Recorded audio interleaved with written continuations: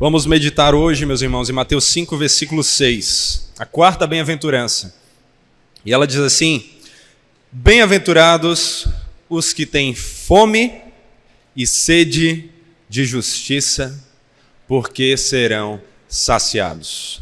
Bem-aventurados os que têm fome e sede de justiça, porque serão saciados. O que significa ter fome e sede nesse contexto? Obviamente nós não estamos falando de uma fome e sede por algo físico. Justiça não é algo que você pode morder. Não é esse tipo de fome que nós estamos vendo aqui. E na verdade, nós temos que pensar até dando um passo atrás.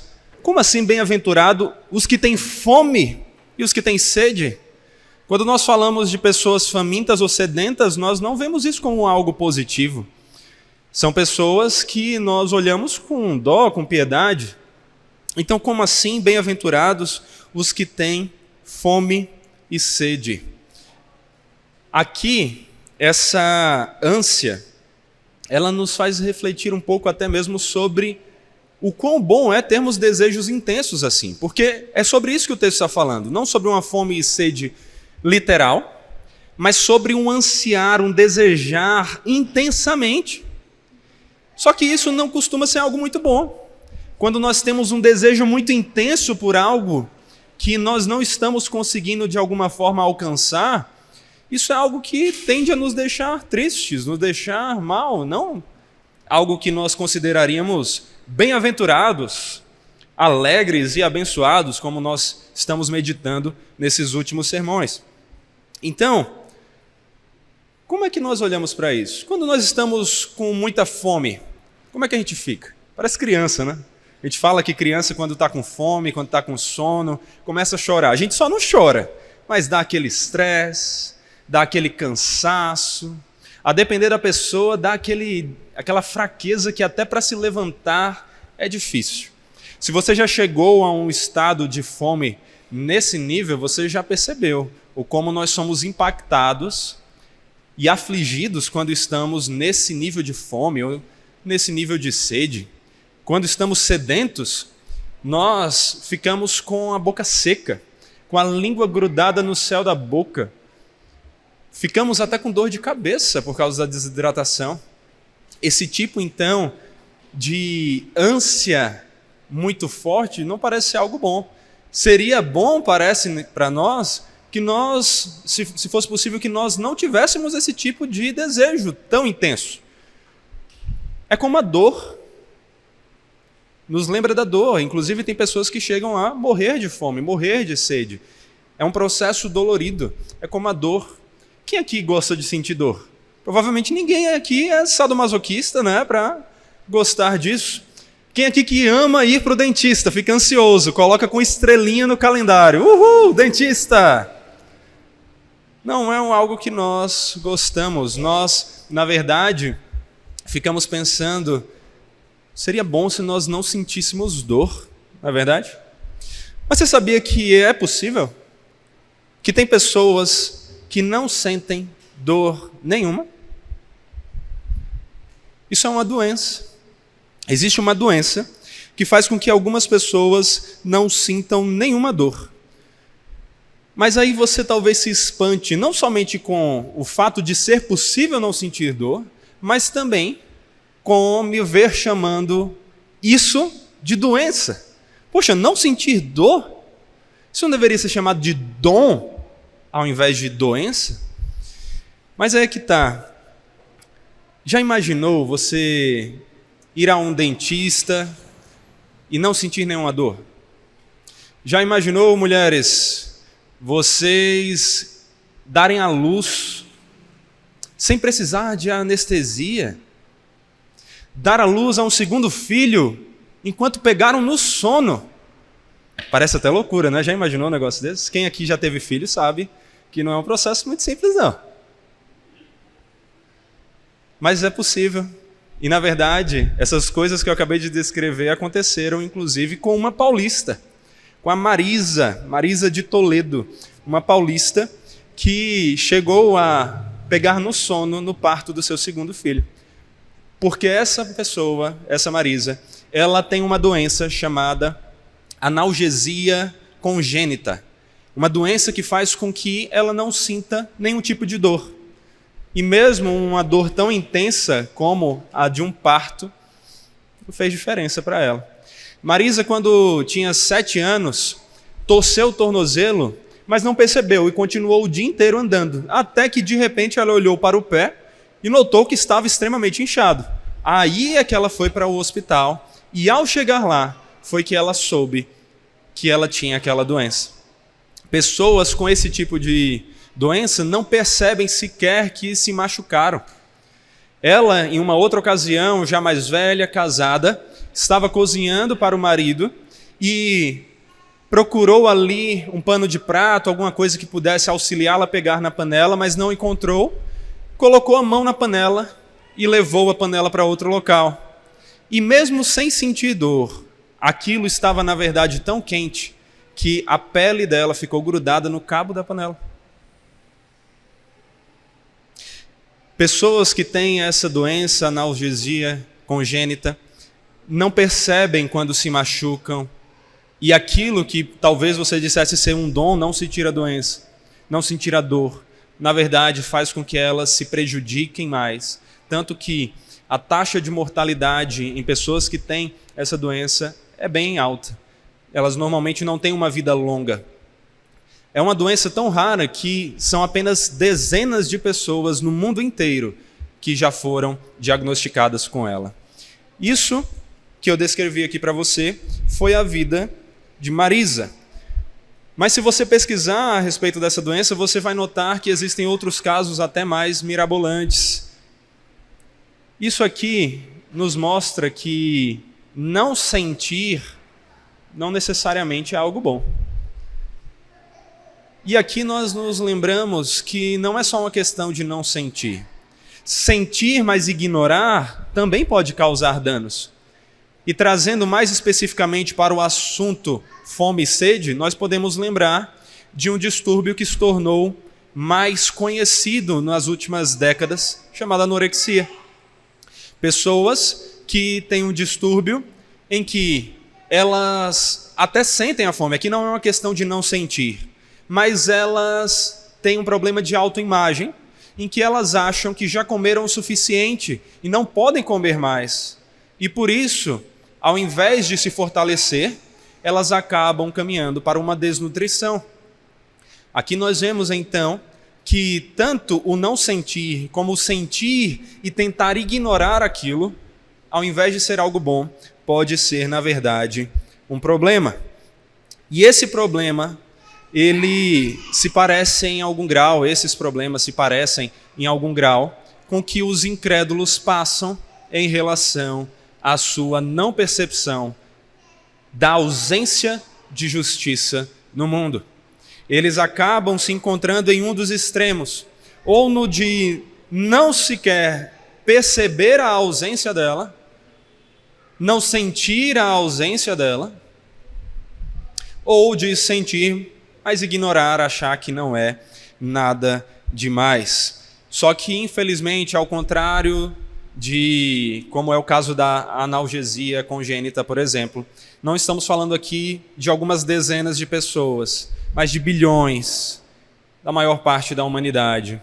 Pessoas que não têm Deus, que são incrédulas e que não percebem a ausência de justiça do mundo. Da mesma forma que quem tem analgesia congênita não sente dores, os incrédulos não sentem real fome e sede por justiça. Da mesma forma que quem tem anorexia tem um problema de imagem, em que, mesmo não tendo ingerido comida o suficiente, acham que já fizeram isso, que já têm o que precisam. Os incrédulos têm um problema de imagem, onde mesmo vivendo em injustiça, em pecado e em corrupção, acham que já são justos o suficiente neste mundo. Afinal de contas, com quem você conversa que a pessoa diz, não, eu não sou uma pessoa boa? É difícil, né, você ouvir alguém dizendo isso. Em geral, a frase é, olha, eu não sou alguém perfeito, mas eu sou alguém bom, eu não mato, eu não roubo. E até se você perguntar quem mata e rouba, ele dá um jeito de dizer que é bom, que ele teve seus motivos.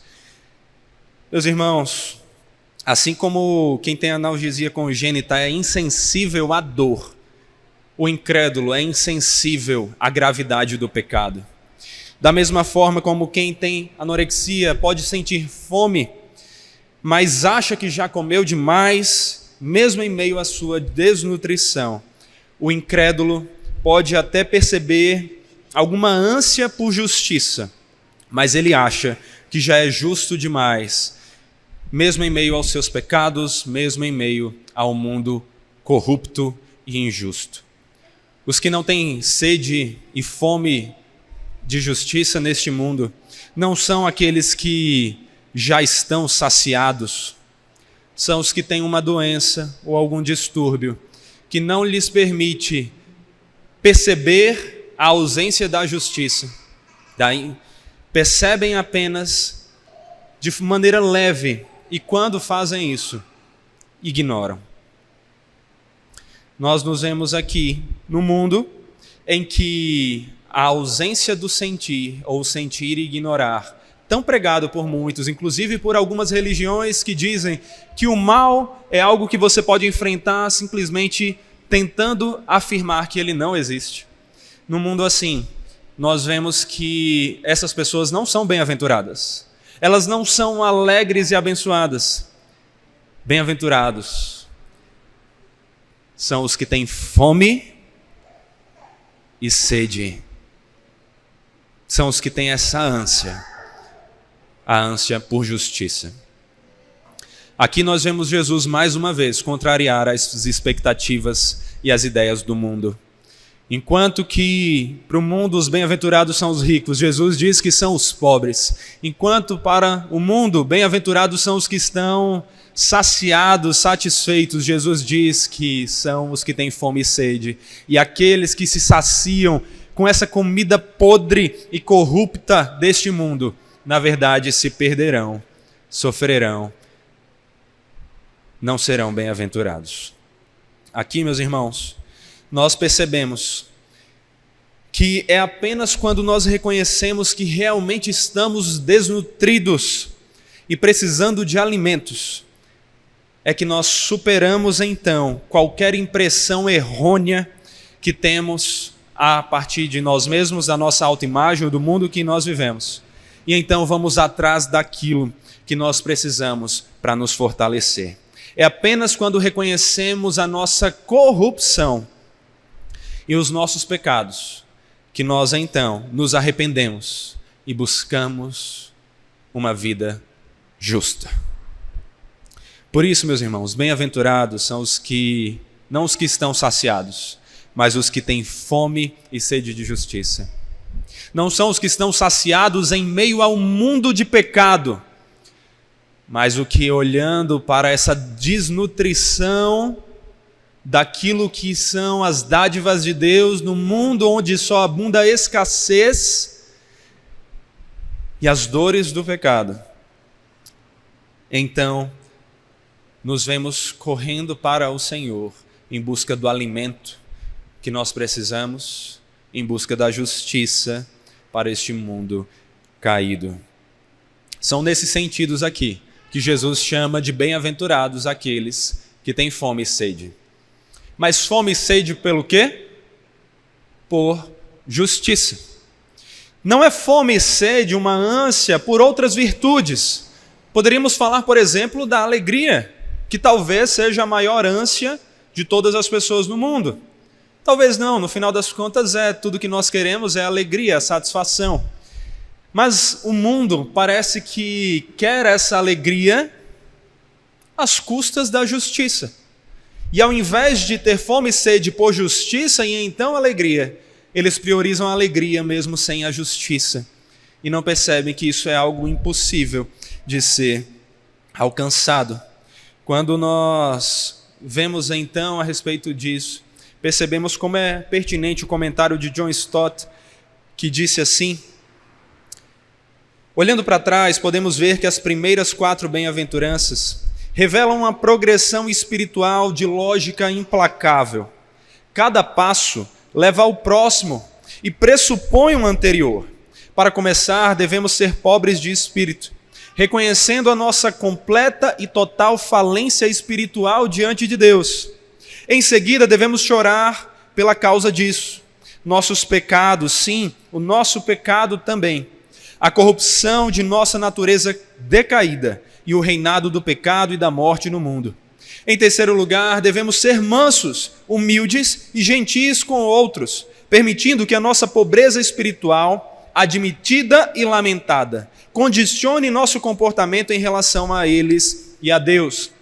E em quarto lugar, devemos ter fome e sede de justiça, pois é por essa que nós precisamos buscar salvação. Qual é a utilidade de confessar e lamentar os nossos pecados, de reconhecer a verdade sobre nós mesmos, tanto para Deus quanto para os homens, se deixamos para lá? A confissão do pecado deve levar à fome pela justiça. Fome pela justiça. Não pela alegria, em primeiro lugar. A justiça é essencial.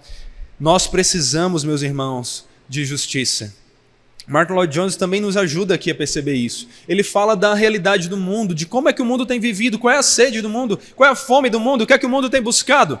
Ele diz: o mundo anda à cata da felicidade. Essa é a explicação para a sua mania em busca do prazer. Esse é o sentido de tudo quanto fazem homens e mulheres, não somente no seu trabalho diário, mas sobretudo em seu afã atrás de diversões. Todos estão procurando achar felicidade, porquanto esse é o alvo primordial, o objetivo fixo. No entanto, não encontram a felicidade, pois sempre que alguém põe a felicidade acima da justiça, quanto à ordem de prioridade, tal esforço está condenado ao fracasso mais miserável. Essa é a grande mensagem da Bíblia, da primeira à última página. Só são felizes as pessoas que buscam primariamente a justiça. Ponha-se a felicidade no lugar que pertence à justiça, e a felicidade nunca será obtida. Não convém que ponhamos a felicidade e a bênção acima da justiça, quanto à ordem de prioridade. Não, pois a felicidade e a bênção são coisas que Deus acrescenta àqueles que buscam sua justiça. Como não lembrarmos aqui, de alguma maneira, de Mateus 6,33, quando Jesus diz: busquem em primeiro lugar o meu reino e a minha justiça, e então todas estas coisas vos serão acrescentadas. É isso que nós temos que buscar, a justiça do Senhor. Não dá para encontrarmos essa felicidade que no fim todos nós ansiamos, se for uma felicidade às custas da justiça. Fazer isso é tentarmos solucionar os efeitos do nosso problema, ao invés das causas do nosso problema. É semelhante a alguém que se encontra terrivelmente doente e que, ao invés de buscar um tratamento, busca desopilar, busca se encher de algum tipo de entretenimento, ou mesmo, a depender da sua doença, de álcool, de drogas, de substâncias que consigam ajudá-la, essa pessoa, a esquecer do problema. Elas tentam tirar o problema da cabeça, ao invés de tirar a cabeça do problema. Eles tentam, ao invés de solucionar aquilo que é a causa, solucionar apenas o efeito. É assim que as pessoas que tentam resolver a infelicidade, buscando lazeres que trazem uma suposta felicidade passageira, fazem, ao invés de procurar resolver a injustiça, que é a causa da infelicidade, e então desfrutarem da alegria que advém da justiça. Por isso, meus irmãos, bem-aventurados são os que têm fome e sede, não primariamente de alegria, mas de justiça, porque é onde há justiça que pode haver felicidade. Agora vem outra pergunta para nós. Que justiça é essa? De que justiça estamos falando? Muitas pessoas trazem interpretações diferentes a respeito desse versículo. Para muitos, se trata apenas de uma justiça para o mundo, de fazermos com que o mundo seja perfeitamente justo, uma justiça social. Mas é isso que o texto está falando, em primeiro lugar? Quando nós olhamos para a palavra justiça nas Escrituras, nós percebemos que ela tem pelo menos 3 significados. Nós temos o aspecto da justiça legal, justiça diante da lei, mas não de um juiz terreno, e sim do juiz divino, do justo juiz. A justiça de nos considerarmos, de sermos justos aos olhos de Deus como justo juiz. A justiça legal.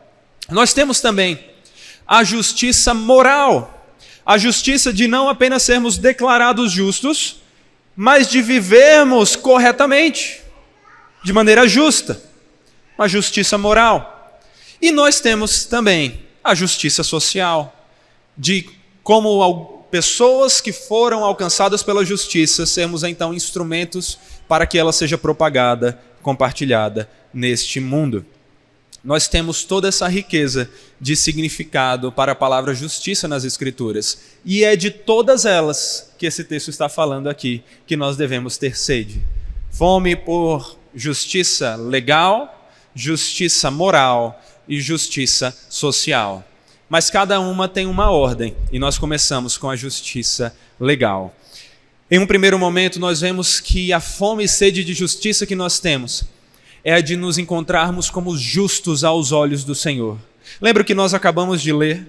Que as bem-aventuranças, elas apresentam uma ordem lógica, em que a quarta bem-aventurança, a fome e sede de justiça, só advém depois que nós nos reconhecemos como pobres de espírito. Nós então choramos por causa da nossa pobreza. Nós então nos tornamos mansos e humildes diante da nossa situação. E então nós temos essa fome e sede. De quê? De que mesmo pobres, miseráveis, pecadores que merecem a condenação, nos encontremos como justos aos olhos do Deus Santo, o justo juiz.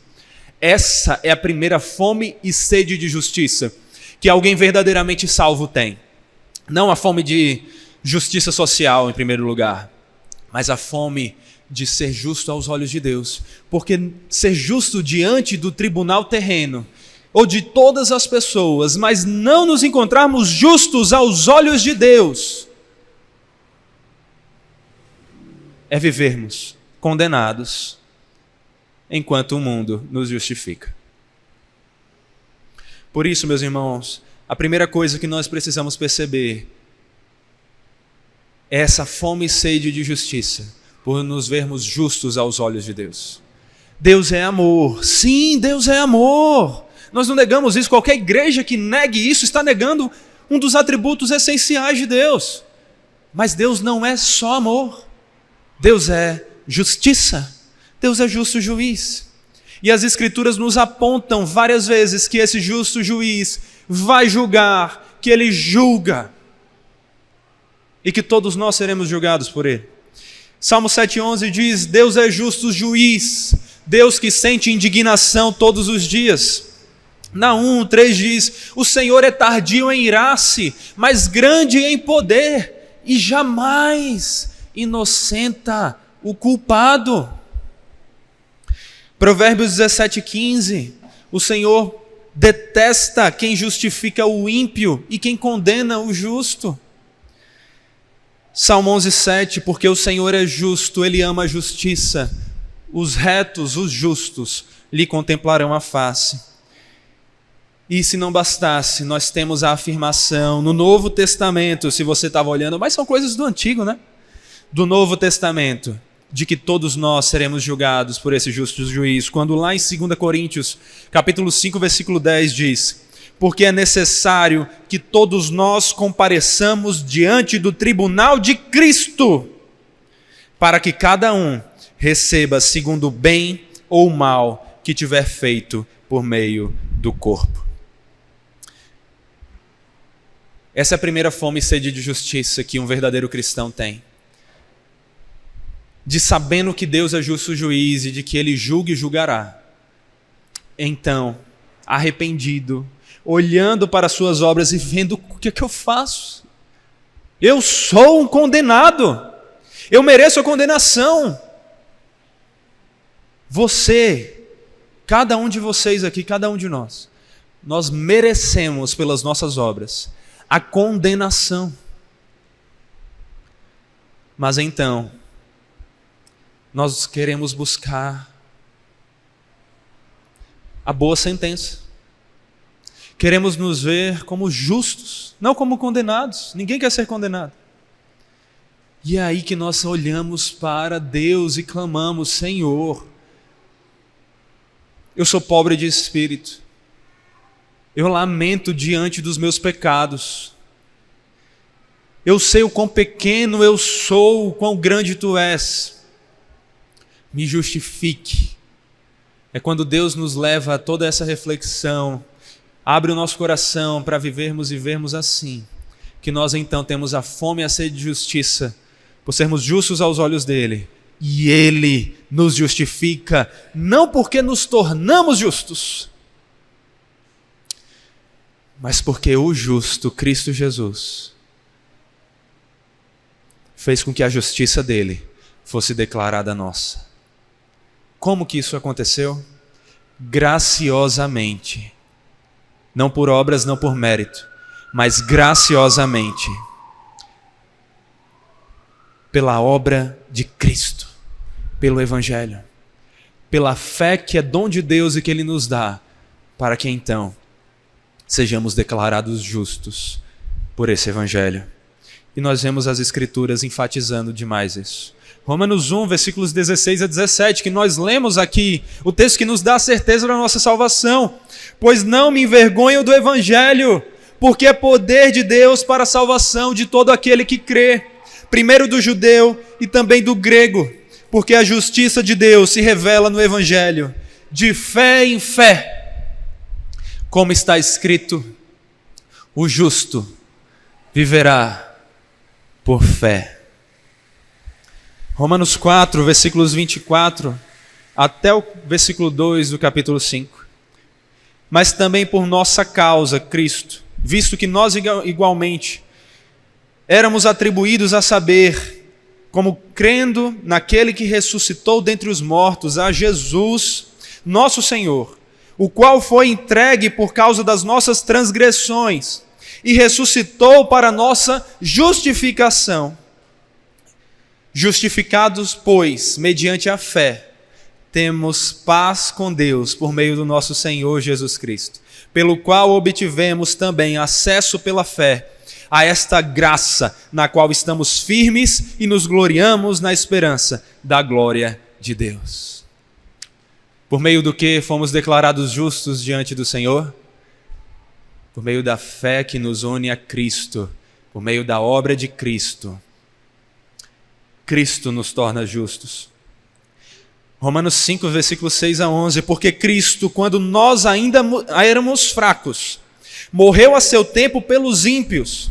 Dificilmente alguém morreria por um justo, embora por uma pessoa boa, alguém talvez tenha coragem para morrer. Mas Deus prova seu próprio amor para conosco, pelo fato de Cristo ter morrido por nós, quando ainda éramos pecadores. Logo, muito mais agora, sendo justificados pelo seu sangue, seremos por ele salvos da ira. Porque se nós, quando inimigos, fomos reconciliados com Deus mediante a morte do seu Filho, muito mais, estando já reconciliados, seremos salvos pela sua vida. E não apenas isto, mas também nos gloriamos em Deus por meio do nosso Senhor Jesus Cristo, mediante o qual recebemos agora a reconciliação. Agora, pois, já não existe nenhuma condenação para os que estão em Cristo, porque a lei do Espírito da vida em Cristo Jesus livrou vocês da lei do pecado e da morte. Porque aquilo que a lei não podia fazer por causa da fraqueza da carne, isso Deus fez, enviando o seu próprio Filho, em semelhança de carne pecaminosa, e no que diz respeito ao pecado, e assim Deus condenou o pecado na carne, a fim de que a exigência da lei se cumprisse em nós, que não vivemos segundo a carne, mas segundo o Espírito. Porque o fim da lei é Cristo, para a justiça de todo aquele que crê. Meus irmãos, todos nós aqui, pelas nossas obras, somos merecedores de condenação. Não somos os bonzinhos, não somos os mocinhos. Nós somos os vilões da história. Nós somos aqueles que, se nós nos víssemos no tribunal como réus ali, diríamos: condene, precisa condenar. Mas o justo Senhor Jesus Cristo, misericordioso e gracioso, pagou em nosso lugar. E agora, por causa dele, somos justos aos olhos de Deus.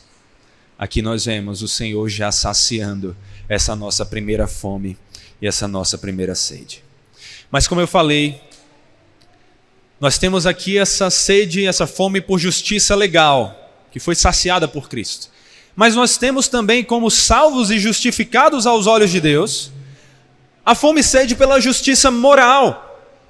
Ainda que nós sejamos simultaneamente justos e pecadores, justos porque fomos declarados legalmente justos pelas obras de Cristo, mas pecadores porque ainda lutamos contra o pecado, queremos vencer o pecado, queremos andar em uma justiça moral, uma vida correta diante do Senhor, queremos viver de acordo com aquele que é o justo e nos justificou. Por isso, aquele que é verdadeiramente salvo não está saciado em meio a um mundo caído. Ele não se acha justo, ele sabe que é pecador, mas ele quer, pela graça de Cristo, viver moralmente como alguém justo para o Senhor, para o Senhor. Nós vivemos num mundo caído, vivemos num mundo corrupto. Nós precisamos, capacitados por Deus, vivermos como moralmente justos, e é só Ele que nos capacita a isso.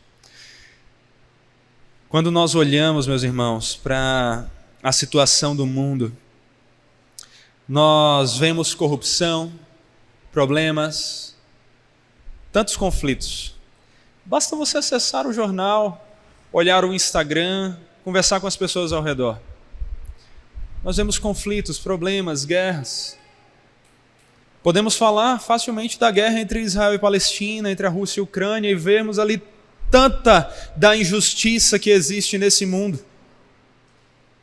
E talvez até nessa situação nos peguemos preocupados, pensando: será, como alguns falam, será que vamos entrar em alguma espécie de terceira guerra mundial? Será que isso vai nos afetar ainda mais diretamente? Nós olhamos para a justiça e não encontramos ela no mundo. Encontramos injustiça, das coisas grandes às pequenas. Às vezes em coisas tão simples. Ontem eu fui ao shopping, meus irmãos, para tentar comprar um celular para a Raíssa, porque ela estava precisando. E fomos eu e o Caio, para a gente tentar aproveitar, ter um momento ali de comunhão. Fomos lá também para pegar. A ideia era chegar, pagar e ir embora. Eu cheguei lá, jurando que eu ia gastar 5 minutos. Só que eu levei apenas o meu celular. Hoje em dia o celular tem aproximação com cartão, você resolve, né? Eu achei que ia resolver. Aí eu cheguei para fazer o pagamento. Quando eu aproximei e coloquei a senha, bloqueado. Aí eu, pronto, bloqueou o negócio. Entrei em contato para saber. A resposta: então, é porque isso é o nosso sistema antifraude e nós ativamos isso porque fugiu do seu padrão de compra. Eu digo: é claro, moça, eu não compro um celular todo final de semana. Mas a gente passou ali mais 1 hora tentando e toda vez dava algum problema. Tive que criar outro cartão virtual, tentar, não conseguir. O que é que eu quero trazer com essa história? Olha como uma coisa simples é afetada pelo problema da injustiça. Eu falei para o Caio, digo: isso é culpa do pecado, velho. Isso é culpa do pecado. Se não houvesse pecado, não haveria fraude, não haveria problema. Mas porque existe pecado, até coisas simples ficam assim. E quando falamos de coisas complexas, como as guerras que estão acontecendo, e as preocupações nos vêm, nós vemos que o problema se resume à falta de justiça. Mas isso também cabe a nós, no nosso papel, ainda que não de redentores do mundo, não vamos conseguir redimir o mundo, só Cristo fará isso de maneira perfeita no dia do juízo, mas cabe a nós viver de maneira moralmente justa e sermos luz nesse mundo e fazermos a nossa parte.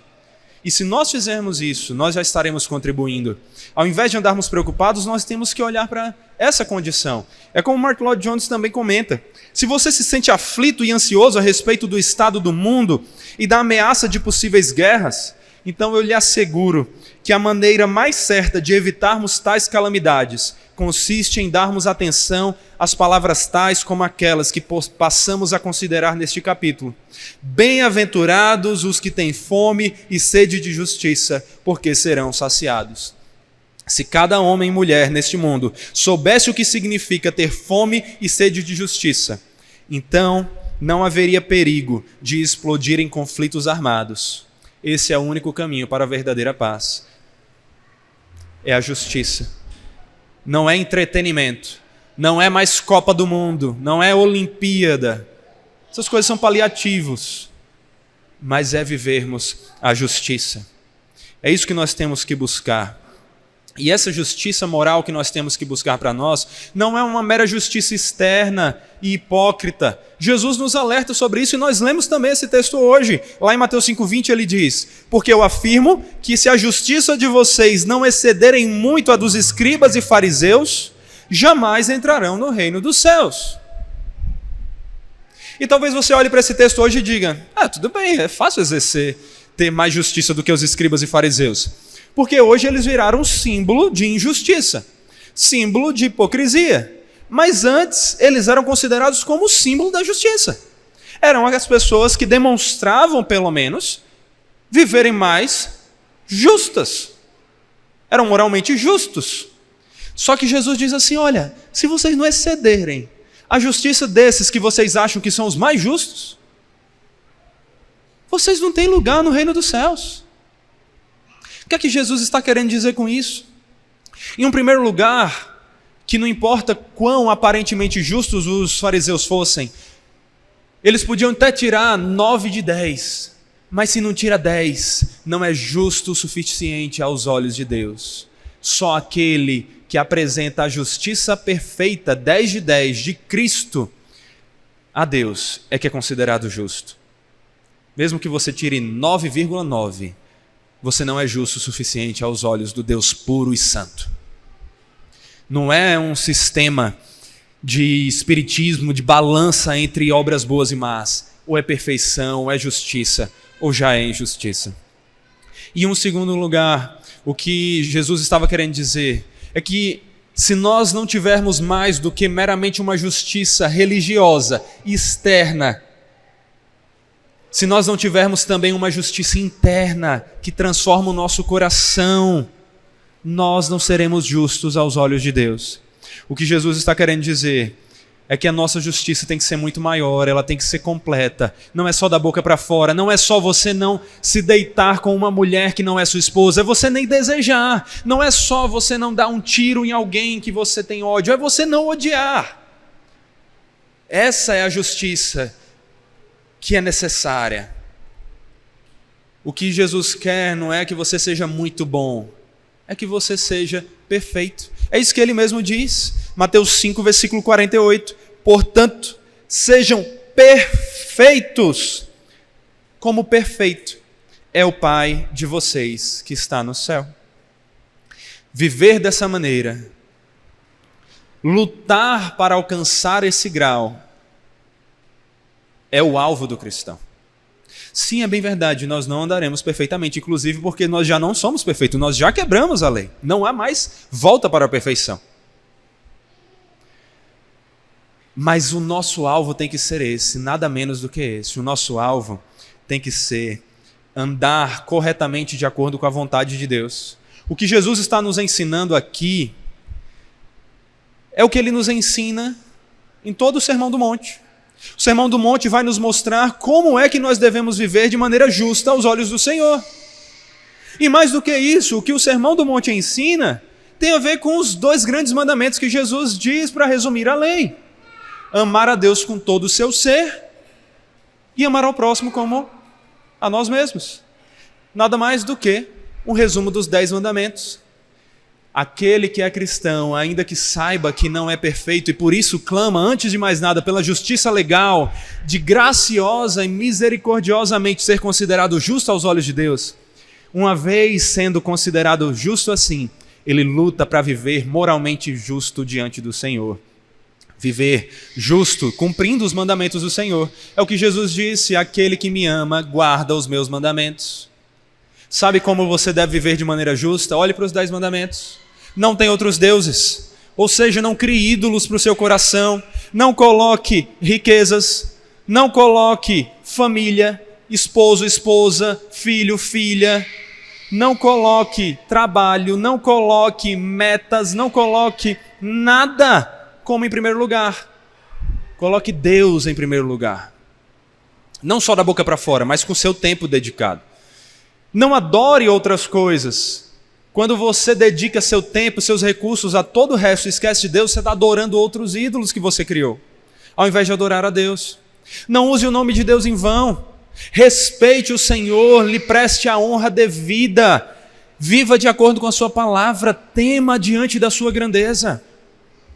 Guarde o dia do Senhor para o santificar. Valorize o culto, valorize guardar tempo para o Senhor diariamente e também um dia específico.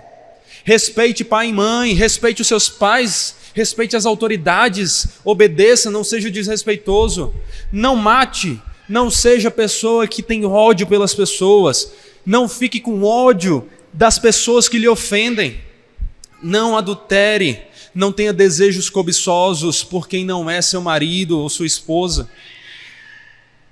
Não furte, não roube aquilo que não é seu. Não faça uso das coisas que não são suas como se fossem suas. Não dê falso testemunho, não seja fofoqueiro, não seja alguém que difama, não crie problemas, que suas palavras sejam sempre um instrumento para a edificação das pessoas, mesmo quando houver conflito. Não cobice, esteja satisfeito com o que você tem. Se você viver assim, ou se você buscar viver assim, capacitado por Cristo, você estará tendo a fome e a sede de justiça moral que é esperada de você. Como um bem-aventurado, um cristão, um habitante do reino, é isso que você estará vivendo. Agora você olha para tudo isso e você pensa, mas como então? Como é que eu vou ser assim? O que a Bíblia quer é nada mais, nada menos que você seja como Cristo Jesus. E sabe quem vai te capacitar a ser assim? É Ele mesmo. É o próprio Senhor que nos capacita, é Jesus. Jesus nos pede aqui, nos ensina que coisas que Ele nos capacita a fazer. É isso que nós já temos visto nessa série.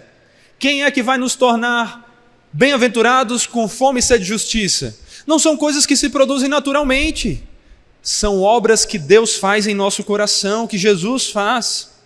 É por isso que está escrito em Tito 2,14, Jesus deu a si mesmo por nós, a fim de nos remir de toda iniquidade e purificar para si mesmo um povo exclusivamente seu, dedicado à prática de boas obras. Jesus não morreu apenas para nos redimir e para nos perdoar, mas para nos capacitar a viver em boas obras, como bem-aventurados, praticando a justiça, praticando os seus mandamentos. É claro, neste mundo, neste lado da eternidade, apenas Cristo conseguiu viver isso perfeitamente. Mas nós podemos viver isso de forma real e devemos lutar para que os nossos pecados sejam acidentes e não constantes em nossa vida. E a nossa prática da justiça seja aquilo que nós ansiemos e que nós busquemos. O próprio Jesus é que nos capacita a viver assim. Essa é então a segunda forma de justiça que nós devemos ansiar, pela qual nós devemos ter fome e sede, a justiça moral. Mas nós temos também a terceira, a justiça social. Essa não é algo a ser desprezado. Como John Stott diz, seria um erro supor que a palavra bíblica justiça significa apenas um relacionamento com Deus, por um lado, e uma justiça moral de caráter e conduta, por outro. Pois a justiça bíblica é mais do que um assunto particular e pessoal. Ela inclui também a justiça social. E a justiça social, conforme aprendemos com a lei e os profetas, preocupa-se em buscar a libertação do homem da opressão, juntamente com a promoção dos direitos civis, a justiça nos tribunais a integridade nas negociações comerciais e a honra nos assuntos domésticos e familiares. Assim, o cristão tem um compromisso de buscar a justiça em toda a comunidade humana como algo agradável a um Deus justo. A justiça social também é importante. E, na verdade, essa é provavelmente aquela mais falada pela nossa sociedade. É comum você abrir o jornal, a televisão, e você ouvir falar de justiça social, inclusive com esse termo, justiça social. Só que, neste caso, eles usam de uma maneira deturpada, infelizmente. Eles trazem não só a ideia de você ser um instrumento para que justiça verdadeira aconteça no mundo, mas de uma justiça que pode trazer redenção, igualdade e acabar com todo o problema, como se não houvesse pecado no mundo. E, na verdade, por meio de práticas pecaminosas. Essa justiça social que é defendida pelo mundo é uma justiça que, na verdade, traz problemas mais do que soluções. Se, por um lado, sim, pessoas que defendem essa justiça muitas vezes lutam por coisas corretas, como são contra a escravidão, estão certíssimos nisso. Por outro, eles são contraditórios e são a favor do aborto. E não percebem como há uma contradição, por exemplo, em suas práticas, ou especificamente como nessas duas. E aqui, o David Scott Allen, na verdade, Scott David Allen, nos traz um comentário muito profundo e relevante no seu livro sobre justiça social, o livro Por que a Justiça Social não é a Justiça Bíblica, comentando o que muitos têm chamado e definido como justiça reprodutiva. Justiça reprodutiva, ele diz assim, e acompanhe com os ouvidos atentos aqui. Justiça reprodutiva é a afirmação de que uma mãe tem o direito humano de tirar a vida de seu filho não nascido, se ela assim o desejar. A ironia aqui é dolorosa. No tempo da escravidão, o argumento moral era mais ou menos o seguinte: os negros escravizados não são totalmente humanos, e sim propriedade, impotente e sem voz de poderosos donos de escravos, que deles podem dispor como lhes aprouver. Chama-se a isso de justiça de propriedade, se quiser. O argumento moral favorável ao aborto é idêntico. Na justiça reprodutiva, o nascituro não é completamente humano. Antes, ele é a propriedade impotente e sem voz da mãe. De acordo com as mulheres de origem africana pela justiça reprodutiva, as mulheres têm o direito de exercer sua autonomia física pessoal, ao dispor de seus nascituros como lhes aprouver. Percebe a ironia, a contradição? Mas ele continua aqui. Numa ironia terrível, esse argumento moral fez com que o aborto se tornasse a principal causa de morte de vidas negras nos Estados Unidos atualmente. Na cidade de Nova York, o número de bebês negros abortados é maior do que o de bebês nascidos com vida. Isso é justiça? Nos últimos 200 anos, o Ocidente separou a ideia de justiça de Deus e de sua lei, levando ao caos moral que vemos hoje. Em vez de confiar num padrão de justiça seguro e imutável, mudamos constantemente de padrões. O que era considerado moral há 5 anos é apenas considerado imoral hoje. E é também penalizado por lei. O que era considerado imoral há 5 anos e era com frequência ilegal, hoje é considerado moral e legal. Tudo isso abriu as portas a uma injustiça terrível em nome da justiça. Meus irmãos, não é dessa justiça social que nós estamos falando. Essas pessoas usam esse termo para dizer que estão batalhando pela justiça no mundo, quando na verdade elas estão acabando com a justiça. Elas estão sendo instrumentos de injustiça e de pecado. Aborto uso de drogas, eutanásia e até a liberdade de homossexualidade tem causado muito mais males do que bens. É isso que nós vemos. Não é essa justiça social que nós, como cristãos, somos chamados a defender. Somos chamados a defender uma justiça social, a ter fome e sede por uma justiça social, mas não uma desconectada dos padrões de Deus na palavra. Não segundo os nossos achismos, mas segundo a palavra. O problema é esse relativismo, onde cada um diz o que é certo. Temos que ter um padrão que seja realmente justo e absoluto para reger o que nós buscamos para o mundo. Esse padrão é a palavra de Deus, e é ela que nós devemos usar como padrão, como fonte para essa nossa fome e sede de justiça no mundo. Somos chamados a ser luz nesse mundo, somos chamados a fazer diferença nesse mundo, somos chamados a defender causas de justiça. É por isso que nós temos que ser contra o aborto.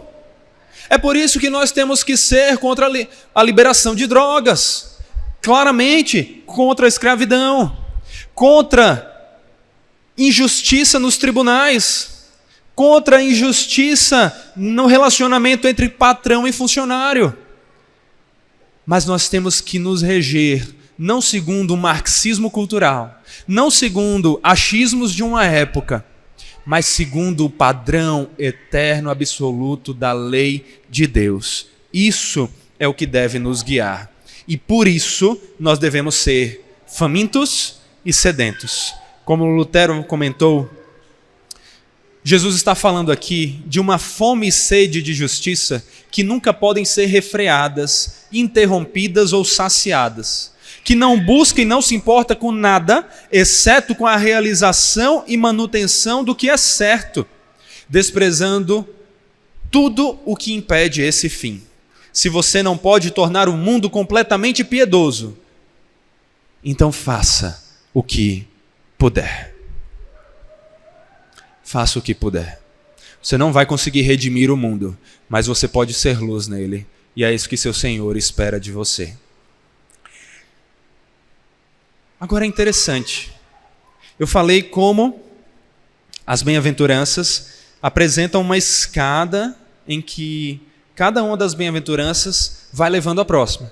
Mas ao mesmo tempo que nós conseguimos ver isso por um lado, por outro, não parece contraditório que nós devamos ser mansos e ao mesmo tempo ter fome e sede de justiça? De que justiça seja feita? De que aquele que está errado seja condenado? É só uma aparente contradição. E sabe onde nós encontramos o equilíbrio perfeito delas? Na vida do nosso Senhor Jesus. Jesus, como nós vimos semana passada, é o manso. É o exemplo perfeito de mansidão. Mas não somente de mansidão. Ele é o justo. E ele é o exemplo perfeito de justiça e de como equilibramos essas duas coisas. Jesus, meus irmãos, foi manso, ele foi misericordioso. Mas ele é justo, plenamente justo. Ele condenou os pecados, ele apontou as injustiças. E ele virá para consumar a sua obra e para efetuar justiça plena. Jesus é justo plenamente aos olhos de Deus. E na verdade nós só podemos ser justos aos olhos de Deus porque ele vê Jesus em nós. Não porque nos tornamos muito parecidos com ele por meio das nossas obras, mas porque Jesus nos esconde em seus braços. E em sua grandeza, Deus só vê a ele ao invés da nossa pequenez manchada de pecado. Esse é o Evangelho. Mas Jesus não é apenas aquele que é justo aos olhos de Deus, legalmente falando, e que nos torna legalmente justos aos olhos de Deus. Ele também é aquele que é moralmente justo e que nos capacita a viver em justiça moral. Ele é aquele que contribui para a maior justiça social possível, porque ele é o Evangelho, a mensagem da justiça.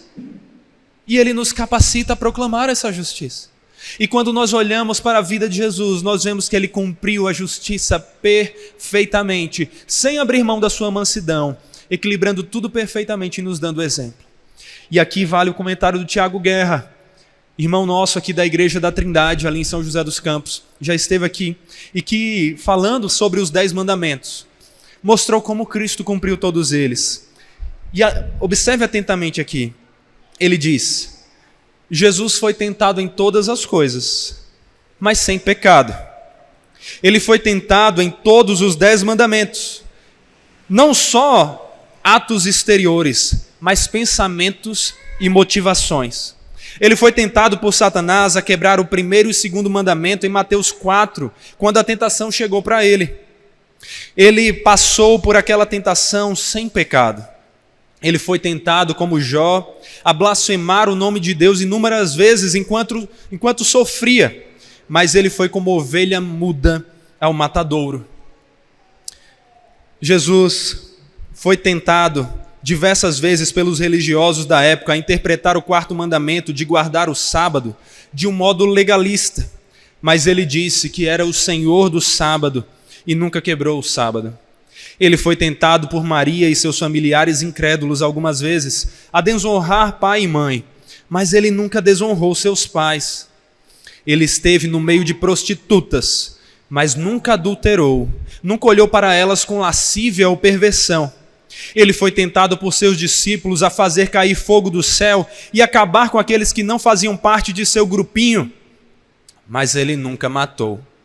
Ele não tinha onde repousar a sua cabeça e foi sustentado financeiramente por mulheres. Tinha um tesoureiro ladrão no seu grupo, mas nunca roubou. Ele nunca deu um falso testemunho. Pelo contrário, sofreu as maiores injúrias da boca de mentirosos. Ele esteve entre os ricos e poderosos de sua época, mas nunca cobiçou. Nosso Salvador é o perfeito Salvador. Ele cumpriu perfeitamente os 10 mandamentos. Esse é o nosso Senhor. Esse que nós devemos imitar. Ele é o exemplo que nós devemos seguir. Ele é o mediador entre Deus e os homens. Ele cumpriu todos esses mandamentos em nosso lugar, para que aos olhos de Deus fôssemos considerados justos, mas também nos capacita a buscarmos viver cada dia mais de acordo com esses mandamentos, seguindo o seu exemplo. É isso que nós vemos, e é isso que Jesus nos dá. Como Martyn Lloyd-Jones diz, em última análise, ser justo significa ser parecido com o Senhor. Ele é nosso modelo. Se quisermos estar diante de Deus e passar a eternidade em sua santa presença, então teremos de ser semelhantes a Jesus Cristo. Ora, ninguém pode estar na presença de Deus enquanto restar algum vestígio de pecado, pois de nós é requerida uma justiça absolutamente perfeita. Precisamos chegar a esse ponto. E, naturalmente, no momento em que nos damos contas desse fato, então percebemos que se trata de algo que nós não podemos fazer por nós mesmos. E compreendemos que só nos resta receber a salvação na qualidade de paupérrimos desamparados, como quem nada possui nas mãos, como quem recebe a salvação como um presente inteiramente gratuito. É assim que nós devemos receber. Essa é a fome e sede de justiça que nós devemos ter. De justiça legal, sermos justos aos olhos de Deus. Justiça moral, vivermos em santidade de acordo com a vontade do Senhor. Justiça social, sermos luz nesse mundo e contribuirmos para a existência da justiça no mundo caído. E então, Deus nos sacia. Ele tanto nos sacia quanto Ele nos saciará.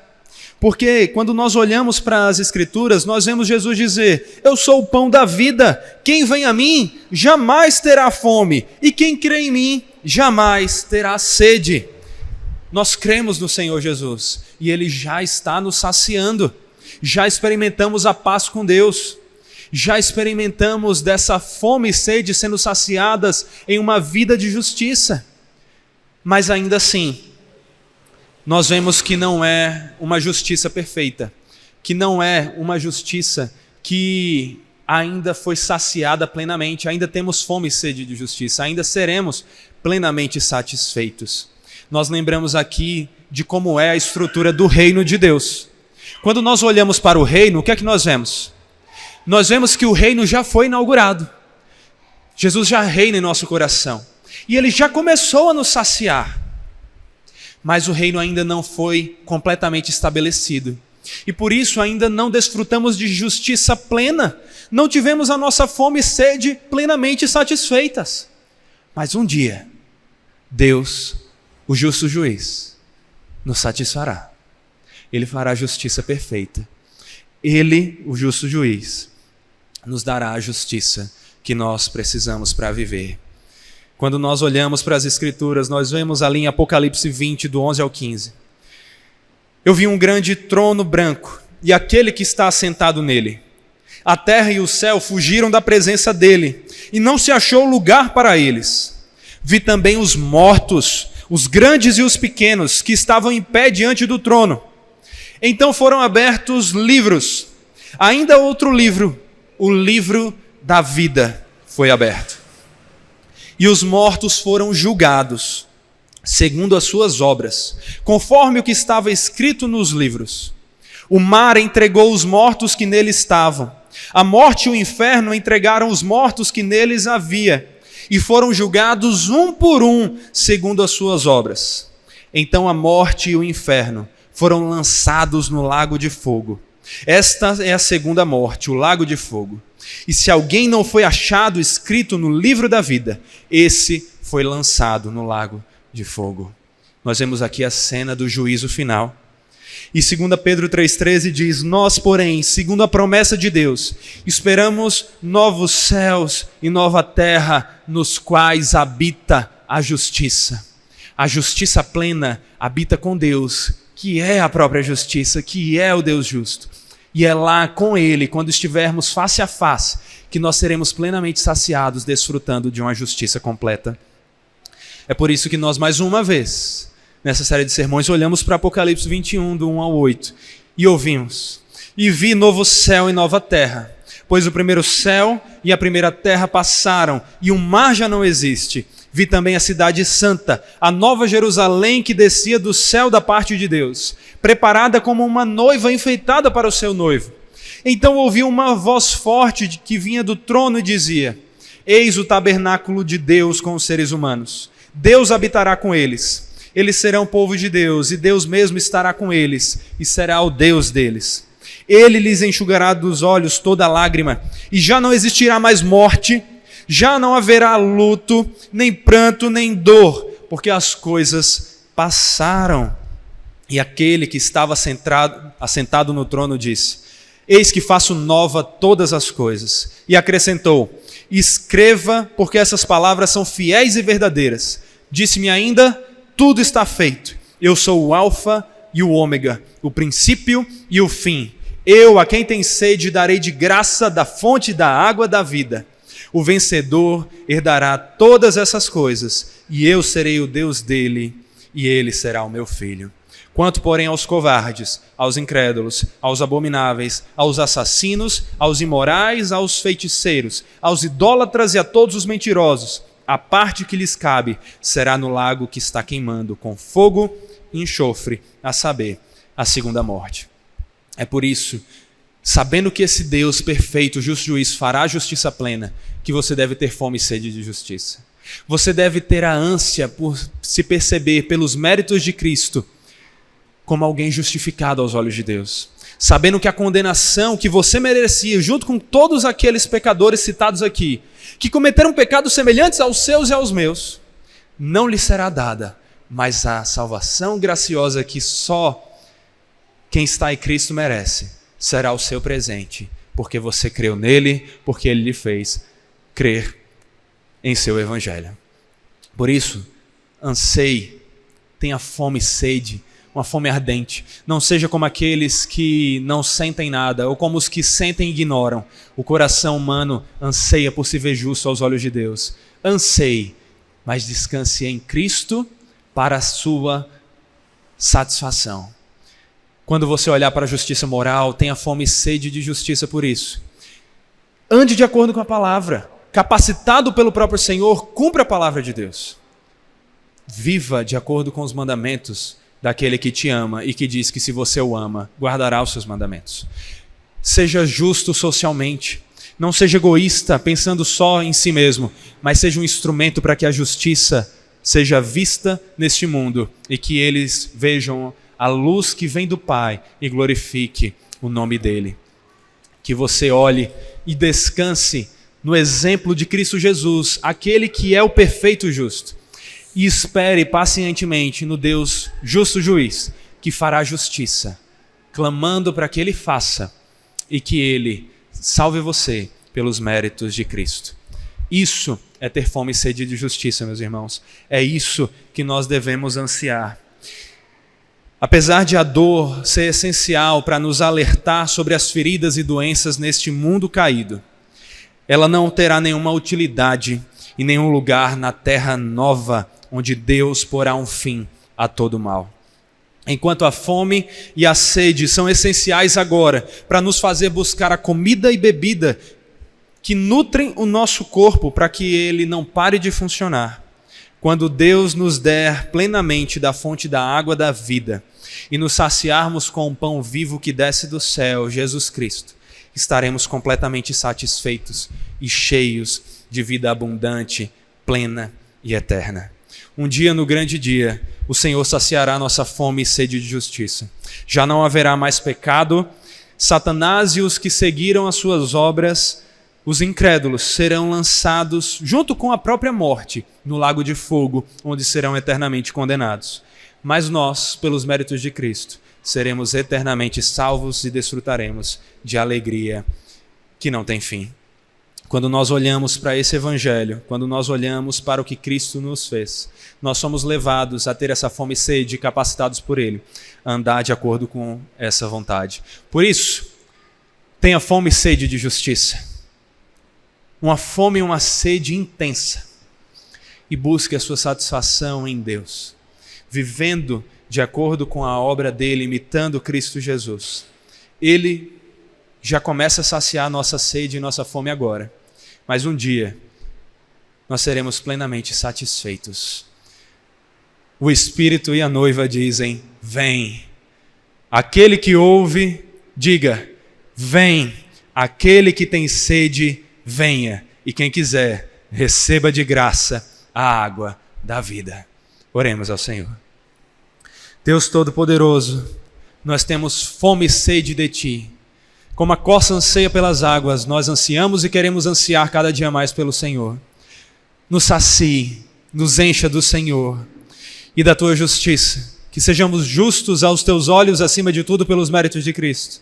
Que vivamos buscando seguir o exemplo dEle e sejamos instrumentos para que a justiça seja feita neste mundo. Nos faça esperar no nosso Senhor, que foi o exemplo perfeito, e descansar, sabendo que o Senhor fará a justiça completa. É o que nós te pedimos e agradecemos em nome de Jesus. Amém.